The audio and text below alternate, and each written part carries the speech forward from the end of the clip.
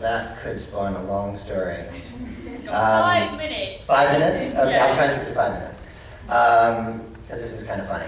When I was 16, my parents decided to go to China for a month, and they were willing to let me stay home alone with my two sisters for the first time without a babysitter or a nanny or someone to take care of us, because I had my driver's license.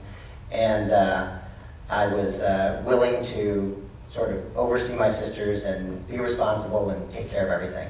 So they left for China, and one day later, an actor you may or may not know named Martin Mull came knocking at the door, and he was with two other guys. I walked up to the door after school. I recognized him because he had been on a television show called Fernwood Tonight, kind of like Larry Sanders. And he said, we are in town making a movie. This is in Minneapolis, Minnesota, and we'd like to film this movie at your house. And I said, come on in. This is going to be great. And I walked him through the house, and it was a director and a location manager and Martin Mull, who's one of the lead actors. And they were looking at the house and assessing it and saying, well, we could shoot here, and we could do this, and we could use that. And they said, you know what, we like it. We love the inside. We love the outside. We love to shoot here. We'd like to start in a couple of weeks. And I said, well, that's fantastic. And they gave me this contract. And they disappeared. And I started reading through the contract. And it was like 5 or 10 pages long and required a signature, of course. And my parents were in China. And I thought about it. And then I also noticed some fine print, which said that they were going to be paying $2,000 a day to shoot in the house. So 3 days of shooting, 2 days of preparing to shoot, which is prep, 5 days, $10,000. So that was pretty compelling for me to find a way to make it happen.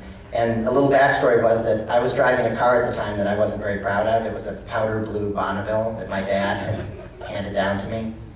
And I wanted to get a cool, like a Trans Am or something at the time. It was the cool car.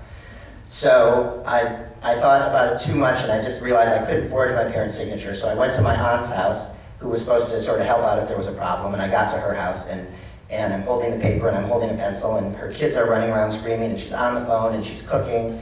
And I was just standing there patiently waiting, and at a certain point she just grabbed it out of my hands, signed it, and handed it back. And she thought it was like a parent-teacher conference or something. So I ran out the door, dropped it off at the production company, and 3 days later they're over there reorganizing the whole house for the shoot. And I skipped out of school, and the art department came, and I didn't know they were going to do this. They moved out all the furniture out of the house. All the living room furniture, all the den furniture, and they were going to shoot in those 2 rooms. And they put it in the garage, and they started bringing in their own furniture. And I just didn't know this was part of making a movie. I had no idea, and I was getting a little scared. And they're taking pictures, and they explained to me that they would put it all back. And I was like, yeah, you better put it all back. I'm going to catch some shit if my parents find out about this. So then, I told everybody at school about this, and I had figured out a way to skip out of school, and I was a pretty good kid, and so if I was sick for 3 days when they shot, I'd find a way to stay at home and oversee the whole thing.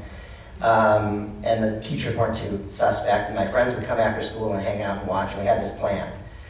And it's about a week later, they showed up at midnight, I was in bed, and a guy comes knocking at the door, and he said, we're here, we gotta park the cars in the trucks. And I said, okay, well, you can park in the driveway. I said, well, no, we had more cars and trucks than that. And so we had to move our cars out of the driveway up onto the street, and they filled the driveway, and they parked down the road, like, half a block down the road with semis and trucks, and everywhere, semis and trucks. And I couldn't believe it. I was like, this is not very, low-key and incognito. This is massive. And, but at the same time, it was kind of exciting, and I hung out on the set for 3 days, and watched them film, and I kind of ingratiated myself into the crew and the director, and a couple days into it, I had my own chair by the monitor, that said house kid, and no one ever asked if there was a parent or an adult. They got their signed contract, and they took over the house and started shooting. And so then those 3 days passed, and it was a great experience, and I just loved everything I saw, and I was kind of into still photography, so watching cinematography was exciting for me as a kid in high school. And I learned a lot from the cinematographer, and just watching the whole thing was fascinating, and I loved it. And then 3 days go by,